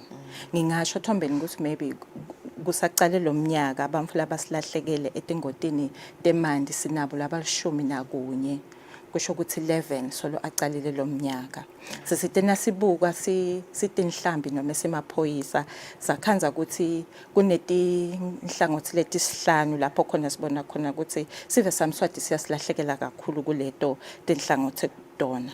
Maybe ngingacela ukuthi bala kancane Thombeni. Sikhanze ukuthi sive samswati siyathanza maybe kakhulu kuyofuna tinhlandi noma tiyathanza kakhulu kuyodweba lapho khona kulamadamu lamakhulu khanze ukuthi alikhaya letilwane letinkulu letifaka ekhathi timvubu netingwenya. Kambe singakhumbula Thombeni ukuthi kulesikhathi lesi tingwenya tiphuma ku-hibernation tiyatingela kakhulu so tinebungoti kani nato timvubu setinematfole tiyabavikela kakhulu ematfola ato kani nabo nebantu sebayahamba sebawutingela kumbe bahamba ngaleto tikebhe tekwakhiwa ukhanze ukuthi ngeke maybe ti-connect kuba sustainer enough nase kubalekwa noma sekunjani ukhanze ukuthi lokho kusilethela ukuthi bese sesilahlelwa yimiphefumulo. Nalokunye Thombeni sikhanze ukuthi bamfu bayawathanza shortcuts ukuthi ngifuna kuya lapha ngesheya but ngeke ngikhone kuyojika ngale awuloko kusilethela bongoti kakhulu kungaba bamfu labahamba ngetinyawo noma bamfu labahamba ngetimoto bathi bayafika balikhanzela ibloho ligcwele noma emanda ahamba ngetulu bebese abasabi nepatience ukuthi angime emandi ayehle abe ngaphasi ngitobuka ukuthi vele ngidawukhona yini kuyifaka imoto yami ukhanze ukuthi azama kuwela lelo bloho lihlekile noma selihambile athi uyangena ukhanze ukuthi loyo mphefumulo so yasilahlekela. Nalokunye ke Thombeni yebo kuyashisa and kushisa so extreme bamfu bayathanza kuyotipotisa emandini ukhanze ukuthi bantwana sebayahamba ngaphandle kwemfulo omdzala lotwababo buka kumbe abone nebongoti nasebuvela bakhanze ukuthi nje bayayengana bona ukuthi hayi sitakukhipha sitakufundzisa kani nase kumadima wonke umfuta uphephisa ligogo labo ukhanze ukuthi labo bantwana sebayasilahlekela ngaleyo ndlela. Nalokunye lokukhanze ukuthi sekuyanza Thombeni sikhanza ukuthi bazalwane nabayo ngathi bayothandaza noma bayowenda lo mkhuleko wabo sebayangena emandini noma emfuleni ukhanze ukuthi lawo mfula noma loyo mfundisi noma loyo mzalwane uyawesaba emandi noma sekuba nekutfuka ukhanze ukuthi sekukhona lo silamalelako ngaleyo ndlela. Nalokunye kumbe Thombeni lengakusho sisemakhaya njengoba letinye tindzawo ukhanze ukuthi sidemandi noma nje siyayipractice i-water harvesting ukhanze ukuthi selinile but sesikhohlwa kuvala lawo mabhakede lawo tindishi leyo mgcomo ukhanze ukuthi umfana sothi soyahamba uyakhasa ukhanze ukuthi suyaslimalela ngaleyo ndlela. Kumbe singakhuthata lapho Thombeni ukuthi kungaba kuhle ukuthi nje nalicedza kuna asivale phela noma sende imicabo yokuthi umfana sidamuva akhala noma emanyeva simuva ahlabe kakhala kunekuthi bekangabe soyaslimalela Thombeni. Yeah, ingabe nje kuva nje nomcebelo ukuthi vele nzima yini imimango lengayidlala batali bothisha la itokolweni indaba ngenda nabo kufaka sandla kuzama nje ku raise awareness kuzama nje kufundisa bamvu ngokuthi batiphephisa kanjani emandini. Ngiyabonga kakhulu Thombeni.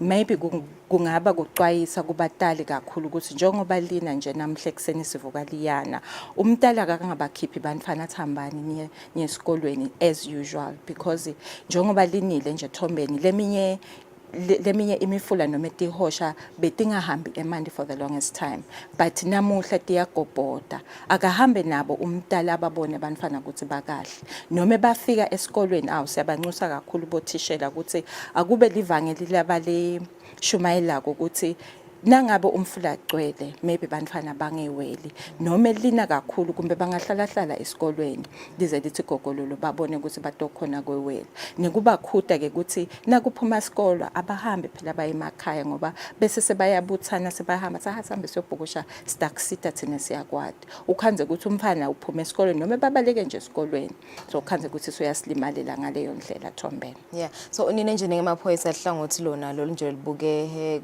ku rescue abamfla sabametile ama-scuba divers nine kukhona yini imisebenzi lenendako for instance nivakashele yona lemimango nivakashele tikolwa nivakashele imiphakathi nifundzise ngako kukumita niyakwenda lokuthi nibafundzise labantu nibachwayise nibatshele futhi nangabo bungoti and nabe niyakwenda lokho bathini bayakwadi imvelo.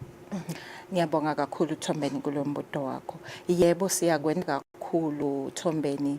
Kumbe singajabula nekuthi noma itikolwa noma leyo mmango letikhanza ukuthi inaso lesidzingo sekuthi besingeta kuyo sitoyifundzisa. Kumbe seyingashaya maybe ishayile kuma channels lafanele site sitoyifundzisa ngebungoti bemandi. Siyakwenda Thombeni kangangoba lendzaba yekucwila noma yekulahlekelwa kwebantfu ayisasindzaba maybe yebafana bembobe kuphela.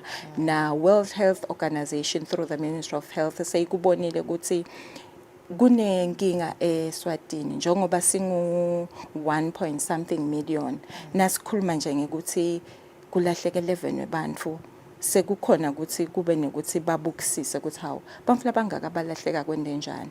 Sesinalamanye ama stakeholders lafaka bamfu labasebenta labanema owners of ema resorts bakhanze ukuthi bo World Vision bo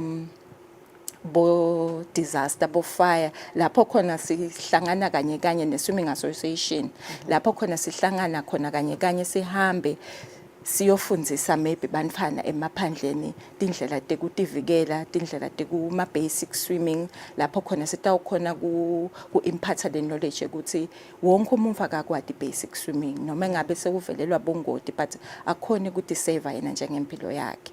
Siyakwenda kakhulu Thombeni nasemisakatweni njengoba namhla silana nje sitoxwayisa sive sona samswati ukuthi selethfese lihlobo limvula setitawuna besingathanza kuphepha nawe mngwane lo muhle. Yeah, ngiyavakala ndlela engabe wona ama domestic cases ngiyawathola imibiko ukuthi mhlambe sekucula umphana ku swimming pool nangabe kunjalo nakhona nicwesa ukuthi batali bangenda kanjani ukuphephisa abamfa babo emakhaya.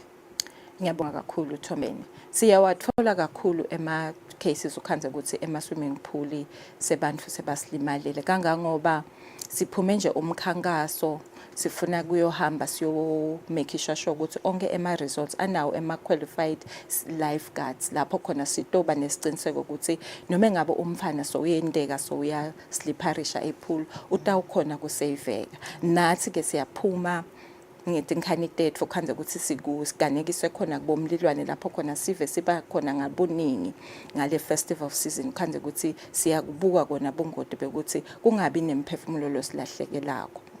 Thombeni. No, ngiyavakala mhlambe kucwayisa nje nakhona endzabeni yalabo labatawufuna kuyobhukusha ngabe yini lekumele bayende kakhulu kathi nje bamphana nabafuna kuyobhukusha kwedeportisa nje bovetele ukuthi vele kuyashisa kulamalanga bamphana batawufuna kuyodeportisa yini lekumele ukuthi bayende ukuthi baphephe kumele bambe nomlo omdzala yini kahle kumele bayende kuma nje kucwayisa. Ngiyabonga kakhulu Thombeni. Ngicabanga ukuthi sive samswati banfana nabafuna kuyobhukusha abamatisa umflo omdzala lokhona kokubhukusha atokhona kubabukela ngoba Thombeni umfula nakagcwala noma umfula nakangenisa kunato timpawu letivelako ukuthi oh nanga umfula soyangenisa. Sikubona ngani ke Thombeni? Siyakubona ngemandi ashintsha ukhanze ukuthi sekaba brown sekahambisa tikhukhula sekahamba la kabe kangakahambi khona in the past 10 minutes ubona ukuthi sekayakhukhumuka leto tindlela noma emasigns ukuthi umfula soyangenisa ngenhla noma liyana ngenhla kumbe loyo mfula omdzala sekangabacwesa labo bantwana ukuthi awu phumani nangu soyabhodla umfula kanti bekasolo angabhodli nange emanti sekayangcola kani bekasolo ahlobile. Siyakukhuthaza kakhulu batale emakhaya ukuthi kuhle ukuthi bantwana nabathi bawudipolisa babe nayo umfula omdzala lotabaliso lotokhona kumlamlela loyo mfana lo sotaba nebongoti emandini. Yeah. Anganani kume nasesengasemaphethelo anganani mathuba ukuthi nikhanze umumfa asaphila mhlambe senithola umbiko ukuthi kunemvulo locwilile lana kuyende kanti ukuthi nikhona kubasenzisa baphume emandini baphila. Kuyendeka kakhulu Thombeni yebo kuthi cwacwa but nje maybe ngathi hlabahlosi kuthi nathi nakwendekile simbonga kakhulu uNkulunkulu. Kukhona nje lenye icase leyendeka maybe lapha eSivokotho elisuthu ngibekise ngayo ukuthi labo bhuti bebawelele ngeshare kumbe bayolima dibitfo tabo sesasuke selana bagibele esihlahleni bazama ke kushaya icingo kagcina umbiko afikile sololina zathi nathi nasithi siyangena sakhanza ukuthi eyikumadima kumbe angeke sikhone sabe sesiyacela tinsita tahulumende zakhona kuba khipha sathi nje nasimsusa wegcina esihlahleni sasuka sihlahla sajabula kakhulu ukuthi imiphefumulo lemthafo ngabe isilahlekele kecha sikhonile kuyi rescue siyiseve kuyendeka Thombeni more especially nangabe loyo muntu akhonile kubambelela waba calm wanga panic kumbe wakhona kumemeta lelo sito labambelele khona Thombeni. Ngiyavakala sibonga kakhulu indlela seseme ukuthi sive semaswati siyayiva siyayithatha futhi siyayithatha leto decwayisi ledisuka khona emaphoyiseni luhlangothi lwama-scuba divers. Asathatha ikhefu nasibesita besikhuluma kabanti nge-anti-venom nebaka Eswatini Anti-Venom Foundation.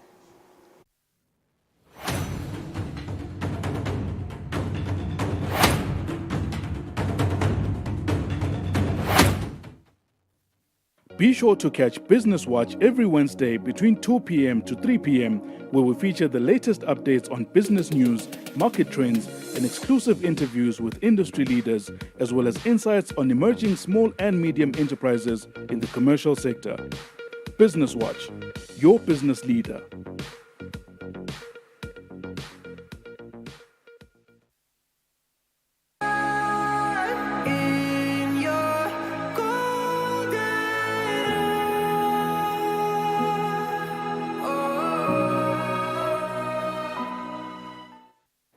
Hey you! Yes, you. Have you paid your TV license? Did you know that by paying for your TV license fees, you will be complying with the laws that govern television possession, and particularly the Swaziland Television Authority Act of 1983 and its regulations? It is a legal obligation. Paying for your TV license can have a positive spin-off, as the money collected from TV license fees goes a long way in assisting Eswatini Television Authority procure appealing and relevant content to broadcast on the channel. So now, these fees also increase purchasing of local content from independent producers, which helps ensure that the arts and film industry in the country is well supported thus far, ensures the creation of jobs for eMaswati. The payment of TV license fees goes a really long way in such endeavors as well as nation building. A TV license costs 180 emalangeni per year per device, and for other accessories such as a decoder or njinja, it costs 50 emalangeni per device per year. By paying for your TV license, you will be doing the right thing.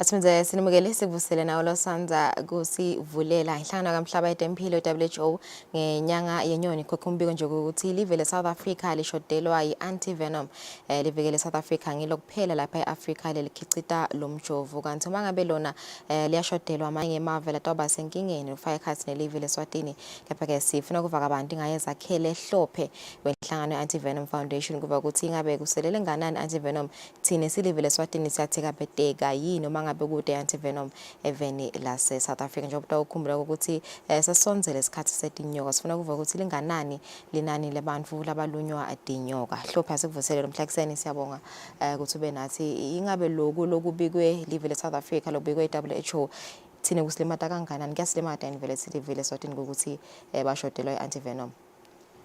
Angicala ngibingelele eMaswati ngibingelele babukele emakhaya. Siswam i-Anti-Venom Foundation yawathanda eMaswati. Kulandzela lokwendeke eminyakeni lengcile kuswelakala kwe-anti-venom. Sagcina sesiba nelikhambi lekwekuthi singasa rely even lase South Africa. Okay.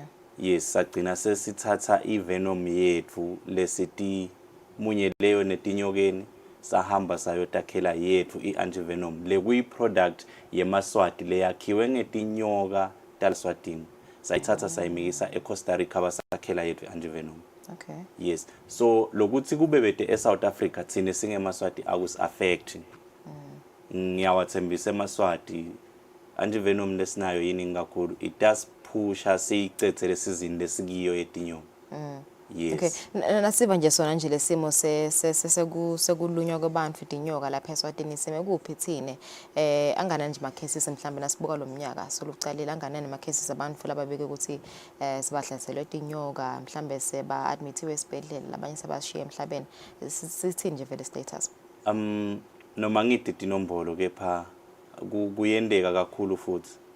Yes, nalaba labangenela tinyoka emakhaya iyaringa le phone kusebusuku kusemini akulalo bayashaya na inyoka bayashaya nangu umuntu osolunywe inyoka ene akukhathalekile ukuthi ukuphi.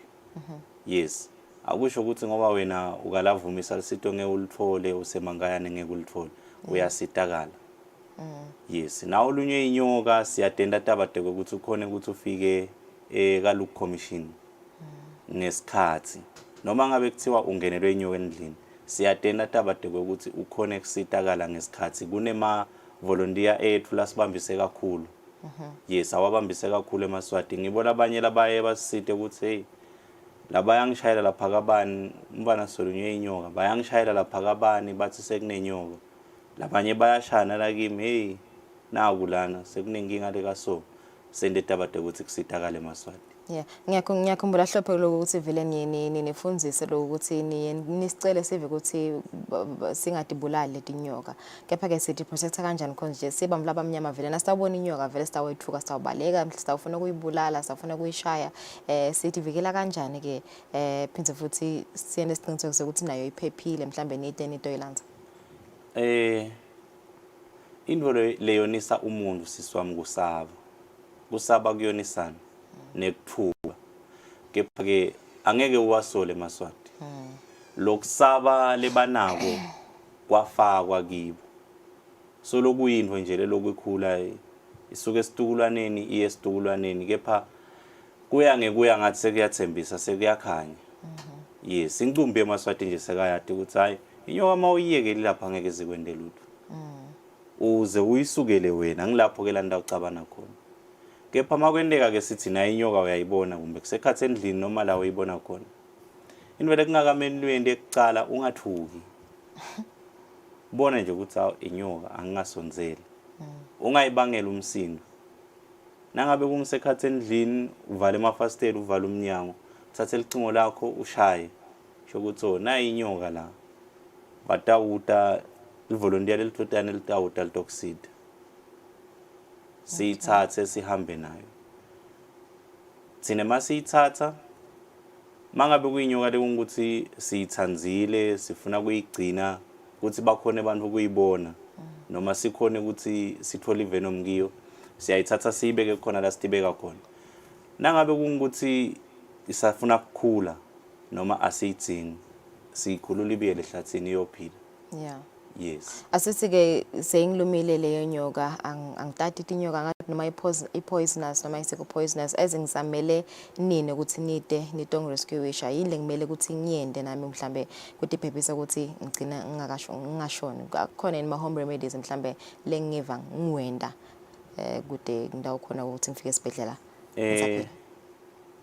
Tinyoka lesinato even laseSwatini ting 64 kulo 64 tinyoka letingoti letibulala ting 7 lokusho ukuthi ting 7 tehlukane kathathu kukhona letitsika beta kusebenta kwemtimba sithi neurotoxic kukhona letibhidlita lenyama lesikhumba leto ti cytotoxic kuba ngazi ukuthi ushiswe iacid na ulunywe ngito bese kuba khona leti hematotoxic leto uyopha wopha kakhulu konke la kungaphuma khona ingadi iyaphuma na ulunywe ngito kepha leti sihlupha kakhulu ngileti neurotoxic leti limata kusebenta kwemtimba ti affecta nervous system bese kuba ngileti leti cytotoxic leti bhidlitawo leti limata ema tissues now ulunywe ngileti nyoka leto asithi ulunywe ngileti neurotoxic imamba ngiphembethwane lona lotholakala ngala kubohlanzeni kusuka nje bomanzini ubheke kushone kubohlanzeni libonjeni na ulunywe ngilenyoka leyo into yekucala lekumele uyende kumele ubophe. Yes, nayo into lengakuthengela sikhathi sekuphila nalesi enough ukuthi ukhona kufika emtholampilo. Nangabe ude siciniseke ukuthi ulunywe nginyoka bani ungabophi. Yes, ungabophi ukhumbule ukuthi kumele ungathuki ngoma kuthuka kwakho utawenda inhlitiyo yakho ukuthi ishayele etulo lokho kwenda kugijima kwengadi ukuthi kube setulo. So ungathuki akusho ukuthi na ulunywe inyoka sewufile akusiko kuphela kwempilo yakho. Na nesikhathi lesinganani nje yangiluma nga 8 o'clock ekseni. Asesithi ulunywa imamba. Nangabe ungendi lutho ivele yakuluma nje awati ukuthi ulunywe nyoka abanawo kabophi. Unaso isikhathi lezingange amashumi lamane nesihlanu kuya ehourweni. Yes. Okay. Of which in 45 minutes kuya ehourweni. Then now ulunywe ngiletletinye mancane emathuba ekuthi ungafa maningi emathuba ekuthi ungaxhwala. Leyo imfeti libululu sengiphembethwane lona labathi ukugijimisana ufakele obovu basho bawucala. Ayuboni nalo rate abakhuluma ngawo. Letinyoka letona ulunywe ngito le 30 sinati kulumile ubhidlike.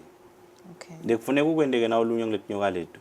Geza lati kulume khona bese uzama kuphakamisa lesitho semtimba lesilunyiwe. Na kungukuthi ulumekele isandla phakamisa lesandla uvumele lokuthi lengadi igijime. Yes.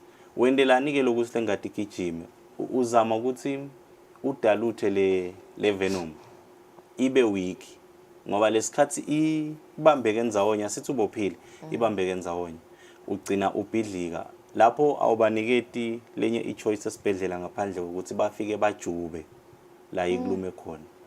Yes. Yeah. But nje kulunywa inyoka akusho ukuthi kuphela kwempilo yakho. Yeah. Kugcina nje kafishane nje zakhele mhlambe inombolo lapho bangaxhumana nani khona in case of emergency sengilunye inyoka banthinza kuphi? Nakwendeka ulunywa inyoka inombolo ekucala lekumele uyishayele inombolo ya marketeer lekungumcondzisi we Eswatini Anti-Venom Foundation. It is 7602 5088. Noma ungayishayela sikhathini it's 7602 5088. Asesithi ke kuyendeka ubona inyoka ufuna kususelwa ungayishayela inombolo lethi 7833 704. Okay. Yes, noma ngabe ngosikhathini ungayishayela kuyendeka ke ngasikhathi kube ukuthi uthi uyamshayela marketeer asesithi ikhathi yakuboma 10 kuyedulu kuyendeka ungamphoni noma angabamba ukhanze ukuthi sole ungayishayela nale ya 333.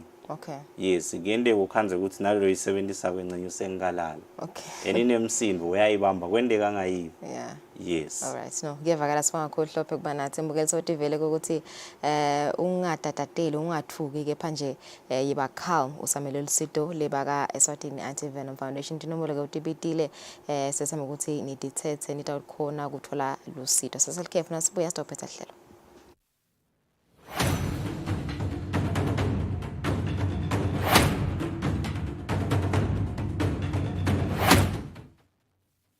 Be sure to catch Business Watch every Wednesday between 2 p.m. to 3 p.m., where we feature the latest updates on business news, market trends, and exclusive interviews with industry leaders, as well as insights on emerging small and medium enterprises in the commercial sector. Business Watch, your business leader.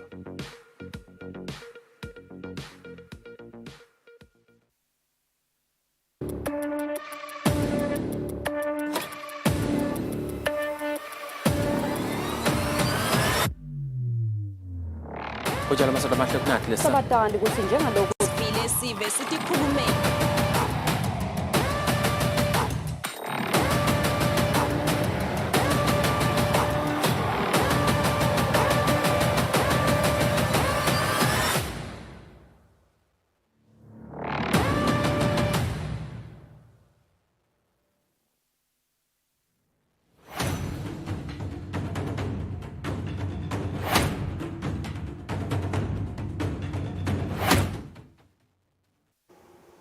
It's a minute before 8 o'clock sesifika maphethele nehlelo lefulo mhla ekseni sibanga khulu ukuthi nikhethe kuvuka nathi lo muhla mawusanza kusivulela ungakhathateki usangakhona kusibukela ekhasini lethu la ka YouTube Eswatini TV sanibona kusasa kahle.